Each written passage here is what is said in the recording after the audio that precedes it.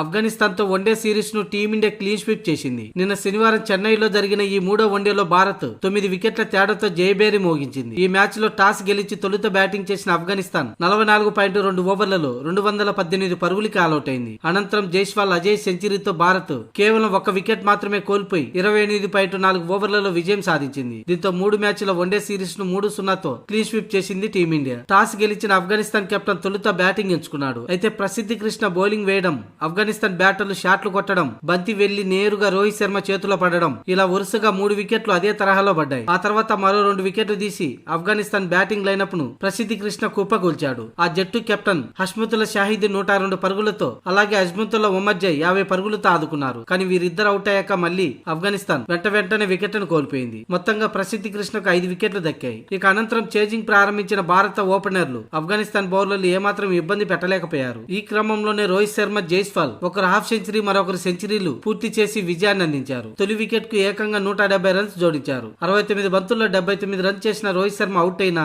జైస్వాల్ మాత్రం జోరు కొనసాగించాడు. ఈ క్రమంలోనే తన కెరీర్ లో 2వ సెంచరీ కొట్టాడు. సిక్సర్ తో మ్యాచ్ ని ముగించాడు. 86 బంతుల్లో 110 రన్స్ చేసి అజేయంగా నిలిచాడు. ఈ సిరీస్ లో తొలి మ్యాచ్ ఆడని ఎస్ఎస్వి జైస్వాల్ 2వ మ్యాచ్ లో కేవలం 4 పరుగులే చేసి నిరాశపరిచాడు. దీంతో 3వ వన్డేలో అతనికి అవకాశం ఇస్తారా అనుకున్న టైంలో అతన్ని నమ్మి మళ్లీ టీం మేనేజ్మెంట్ అవకాశం ఇచ్చింది. ఆ అవకాశాన్ని సద్వినియోగం చేసుకుని సెంచరీతో చెలరేగిపోయాడు. దీంతో వన్డే వరల్డ్ కప్ రేసులో తాను ఉన్నానంటూ సెంచరీతో సమాధానం చెప్పాడు. ఇక మ్యాచ్ అనంతరం తన ప్రదర్శనపై జైస్వాల్ స్పందించాడు. నేను ఈ రోజు శతకం బాదడంలో రోహిత్ శర్మ మంచి సహకారం అందించాడని, అతని సూచనలతోనే ఈ శతకం సాధ్యమైందంటూ జైస్వాల్ చెప్పుకొచ్చాడు. ఈ ఇన్నింగ్స్ ను తాను ఎంతగానో ఆస్వాదించానని అన్నాడు. పవర్ ప్లే లో మంచి స్టార్ట్ లభించింది. దాంతో ఆ జోరును కొనసాగిస్తూ చివరి వరకు క్రీజ్ లో ఉండి మ్యాచ్ ని ఫినిష్ చేయగలిగానని, అందుకే ఈ ఇన్నింగ్స్ చాలా ఎంజాయ్ చేశానంటూ జైస్వాల్ చెప్పుకొచ్చాడు. నాకు లభించిన మంచి ఆరంభాలను శతకాలుగా మార్చడం నాకు ఎంతో ఇష్టం. అలాగే టీమిండియా కోసం ఎంతో కష్టపడడం ఇష్టం. మా సపోర్ట్ స్టాఫ్ నుంచి నాకు మంచి మద్దతు లభించింది. అందుకే నేను ఇన్నింగ్స్ ను బాగా ఆస్వాదించాను. ఇక రోహిత్ భయ్య ఎప్పుడు నాకు సలహాలు ఇస్తూనే ఉంటాడు. క్రీజ్ లో తానున్నంత వరకు పదే సలహాలు అడుగుతూనే ఉంటాను. కానీ చిరాకు పెట్టుకోకుండా